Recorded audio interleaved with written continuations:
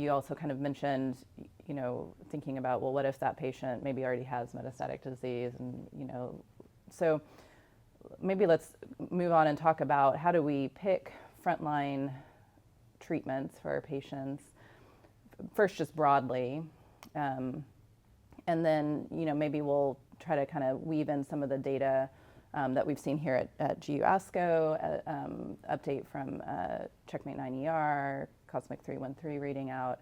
So would love to hear you all's perspective on that. And then maybe as we're talking, if there's anything there that's been informative as you think about somebody maybe who's failed adjuvant treatment. So I know that's a lot, but yeah. I love it. Yeah.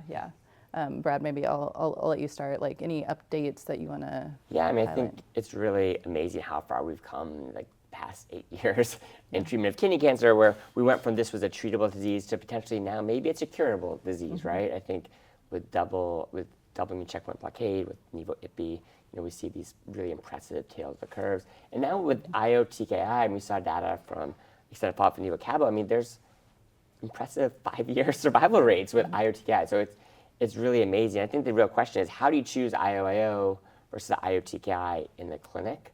I mean, I've talked to patients, it's sort of like it's a baseball game and I'm at bat, I'm going to hit the grand slam or strike out with nivo/ipi, where with the IO TKI I have a lot of doubles and triples. And so it's really, can you afford to be wrong, right? There's that 20% PD as best response with nivo/ipi.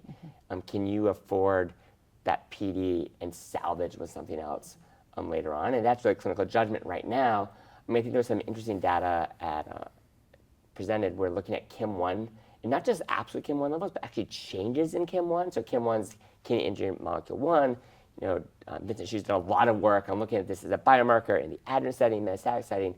And what he showed, look at the CheckMate 214 data, is you just look at the baseline KIM-1 to week 3, if you drop by 30% in that time period, your median progression-free survival was over 70 months. If you didn't, it was not there. So it's almost like you can tell after one dose of nivo/ipi if you're going to be that exceptional responder, and could you pivot? So I think those are the type of things you need to think about going forward, like novel biomarkers, cheap biomarkers, easily accessible biomarkers, so we can start, not having this gestalt about what we think makes the most sense, and hopefully have some true science to help guide us. Yeah, maybe actually to kind of continue on that point. So the other way we've tried to attempt at this without having a current biomarker is to say, can we add TKI to IO? And so we're seeing the final OS data presented at this meeting. And so given that there was no difference in overall survival in Cosmic 313 with that final data, is there a patient you would still consider giving triplet therapy to? And Matt, I'll start with you.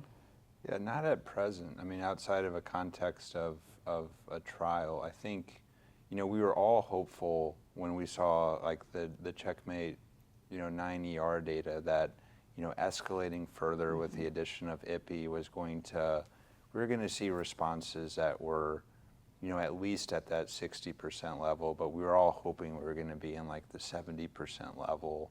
And we all thought that the PFS was going to be incredible and we were going to start seeing like this extreme tail. And what we saw was that, potentially with the toxicity of the combination and the needs for holds and stops and other things, that giving this regimen was, I think, more challenging than what was necessarily anticipated.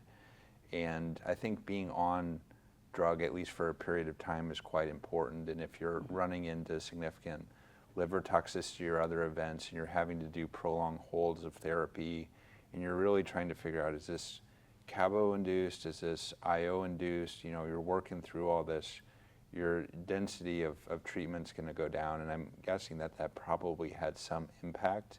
But there's also a chance that there is potentially a negative impact of having this triplet where you're lessening the long-term impact of ipi, and that's harder to know. Yeah.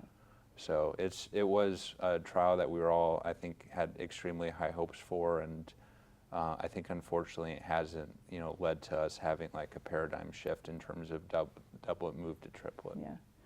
And David, what about you? I know, I think if you were kind of and we've talked about this before, but you know, it definitely, the triplet does decrease the primary progressive rate. So to that point of, you know, you've got one chance, one ball to hit, and you want to knock it out of the park. Is there a patient, would you say, oh, this is a poor risk patient and I don't have any other time, would you give a triplet or?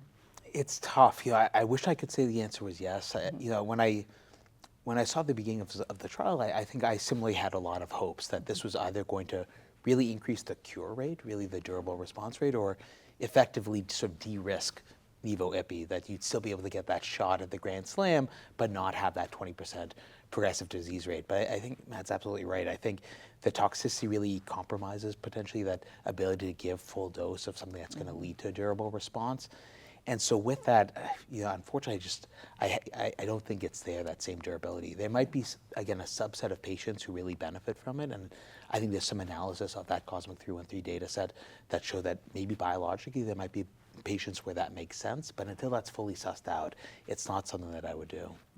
I would agree. And I think one of the things that the COSMIC-313 does give us some reassurance, though, is that the way we give Nivo-Ipi in the clinic today is okay, right? If you look at CheckMate 214, you had to get 4 doses of Nivo-Ipi to go on to maintenance Nivo, and the minute you had one thing, you were done, right? So if you couldn't finish the Ipi, you couldn't go on, continue on therapy. And so this trial sort of did a more contemporary dosing. You could stop the Ipi, continue Nivo. They stopped at 2 years. And so I think that long-term follow-up does give us a little bit of like reassurance that what we've all been doing in the clinic actually does play out. But I think the toxicity, you know, has just been too much. We had the same, you know, we had a companion trial, if you will, the Canine trial, looking at this in like divergent histologies. And we had the same problems. It's just, it is very tough to give the triplet the hepatotoxicities. And so I think not to say we shouldn't be exploring triplets. I think just not this triplet. And so other ongoing trials are looking at other combinations I think are really important, like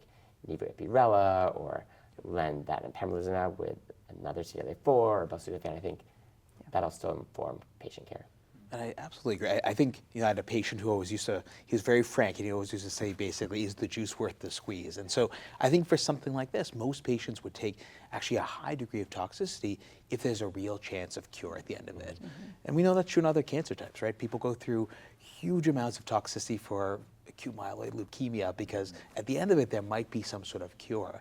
And so I think if these new triplet regimens could lead to cure, people would be willing to deal with that toxicity. I just think, unfortunately, COSMIC-313, this wasn't the combination to do it.